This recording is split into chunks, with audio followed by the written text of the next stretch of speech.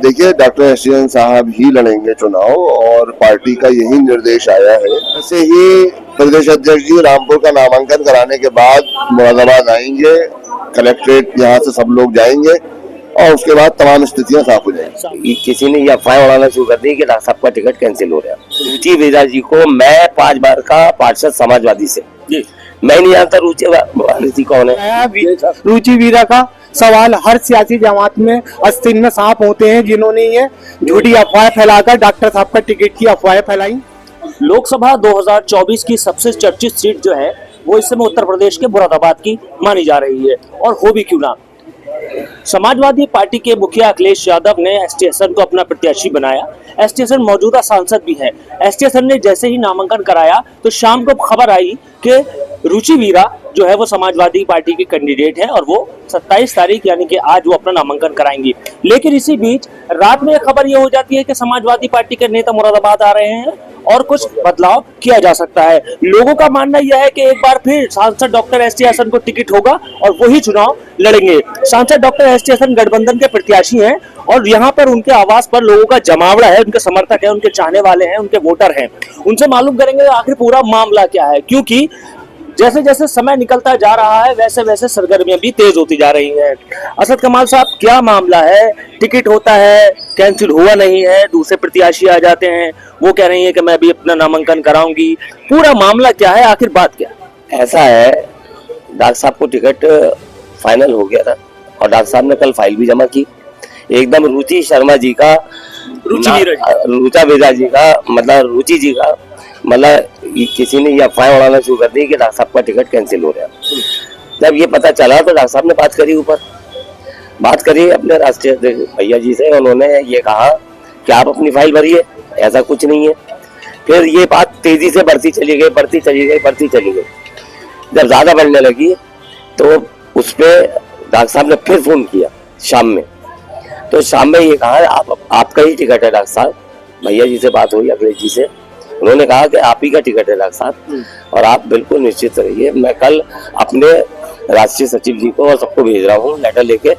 और ये मतलब ये मेरी एक बात समझ में नहीं आती है, अगर सब कुछ सही था, फोन पे बात हो रही थी, तो जो रुचि वीरा जी है वो मुरादाबाद तशरीफ लाती हैं, मुरादाबाद की पीतल नगरी में।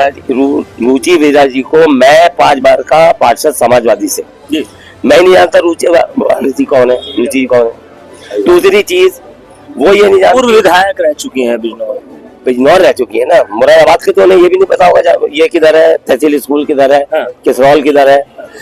और यहाँ की पब्लिक किसी भी तरीके से बाहर के आदमी को नहीं चाहती। और रुचि वीरा आ रही हैं तो परेशानी क्या है? और अब डॉक्टर साहब की क्या स्थिति है? रुचि वीरा कौन है हम तो जानते नहीं, न कभी हमने देखा।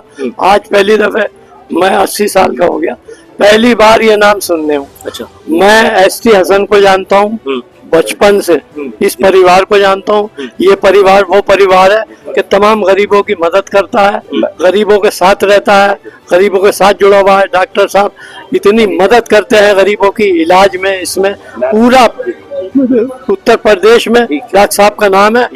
पार्लियामेंट में जितने डॉक्टर साहब बोले, आज तक कोई एमपी नहीं बोला। के मुरादाबाद मंडल में अगर बर्क साहब के बाद में नाम आता है तो वो डॉक्टर एसटी हसन है।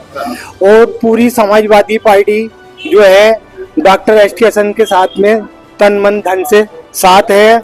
और इंशाल्लाह अगर बीजेपी को कोई टक्कर दे सकता है तो वाहिद डॉक्टर एसटी हसन है जो बीजेपी को हरा सकता है। और रहा रुचि वीरा का सवाल, हर सियासी जमात में आस्तीन में सांप होते हैं जिन्होंने ये झूठी अफवाह फैलाकर डॉक्टर साहब का टिकट की अफवाहें फैलाई और उनको नजरअंदाज करने के लिए लोगों को गुमराह किया। मगर मैं आपके माध्यम से ये बताना चाहता हूँ कि मुरादाबाद में डॉक्टर एसटी हसन एक शरीफ, निहाती बढ़िया आदमी है और लोगों के दिलों पे छाए हुए हैं। और वाहिद आदमी ऐसी हैं जो इंशाल्लाह बीजेपी को हराकर इंशाल्लाह दोबारा एमपी बनेंगे। मेरे साथ स्टेशन साहब के भतीजे हैं, उनसे मालूम कर लेते हैं। साहब पूरी स्थिति क्या है? अफवाहें कल से हैं, टिकट हुआ है नहीं हुआ है, नामांकन कराया, रुचि वीरा जी आई, वो कह रही मैं कराऊंगी। आज समाजवादी पार्टी के नेता मुरादाबाद आ रहे हैं, रामपुर गए हैं। असल में ये सब अफवाहें थी कि ये भी अफवाह ही है कि अभी डॉक्टर एस साहब दोबारा, या मैं कहूँ तो वो ही लड़ेंगे? देखिए, डॉक्टर एस साहब ही लड़ेंगे चुनाव, और पार्टी का यही निर्देश आया है कि, और हमें मीडिया के माध्यम से भी खबरें मिल रही हैं, तमाम नेशनल चैनल्स पर ये न्यूज चल रही है कि रुचि वीरा जी का नामांकन रोक दिया है पार्टी ने। और अगर तब भी वो पार्टी के खिलाफ जाते हुए भी अगर वो नामांकन कराने की कोशिश करती हैं तो पार्टी के हाथ में सब कुछ है। पार्टी कैंसिलेशन भी करा सकती है अपने प्रत्याशी का। अगर दो नामांकन होते हैं तो दोनों सिंबल फ्रीज करा दे, फिर नया नॉमिनेशन कराया जा सकता है।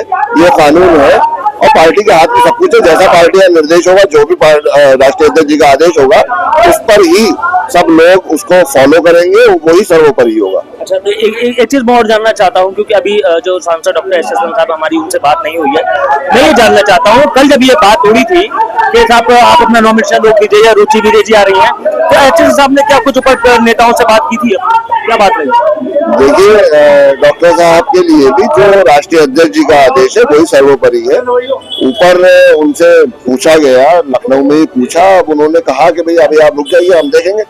तो जैसा भी जो भी होगा वो लखनऊ से, अभी प्रदेश अध्यक्ष जी आ चुके हैं, जैसा भी वो करेंगे हम। अब स्थिति कितनी देर में फाइनल हो जाएगी, ये कहे तो साफ हो जाएगी? जैसे ही प्रदेश अध्यक्ष जी रामपुर का नामांकन कराने के बाद मुरादाबाद आएंगे, कलेक्ट्रेट यहाँ से सब लोग जाएंगे और उसके बाद तमाम स्थितियां साफ हो जाएगी। जी, ये कहना था इनके समर्थक और इनके जो लोग हैं, उनका कहना था कि अब से कुछ ही देर में जो है वो परिस्थितियां जो है वो साफ हो जाएंगी, माहौल पूरा ठीक हो जाएगा। कि मुरादाबाद की लोकसभा सीट से क्या डॉक्टर एस दोबारा चुनाव लड़ेंगे या कहें तो रुचि वीरा इस मैदान में आएंगी, ये अब स्थिति जो है वो कुछ ही देर में साफ होने वाली है। अपने सहयोगी शारिक अंसारी के साथ मैं शारिफ खान, MKS न्यूज़ मुरादाबाद।